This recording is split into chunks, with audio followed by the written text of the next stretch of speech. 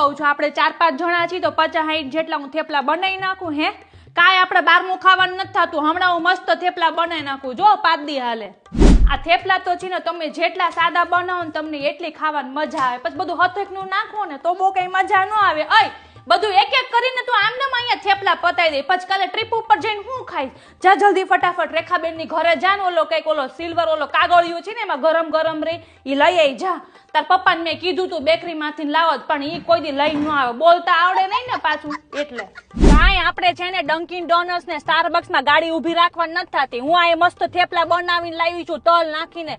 અને તમે ટ્રીપ ઉપર ગયા હોય ને તો થેપલા ખાવાની તો તમને ઓર મજા આવે. ડંકિન ડોનટ ના લોંદામાં શું લેવાનું છે? પછી ખબર છે ને આ લોંદો ખાઈને પછી તને સંડાસમાં વાંધા આવે છે પછી મને કેવા ન આવતી. તમારે ખાવું છે? હલાય થોડું. તાર પપ્પા ને તો છે ને જરી કમતું લેવાનું કીધું તો આમ જો આખો લોંદો લઈ લીધો. એમ નહીં કે બધાઈને ખાવાનું હોય. ક્યારેક તો માપમાં રેવાય કે ના રેવાય. તમારે બે માંથી કોઈ થેપલા ખાવા છે તાર પપ્પા કઈ ગાડી ઉભી નથી રાખવાના હો ક્યાંય. ખાવા હોય તો અત્યારે ખાઈ લો. આ થેપલા પતાવવાના છે હાંજ સુધી.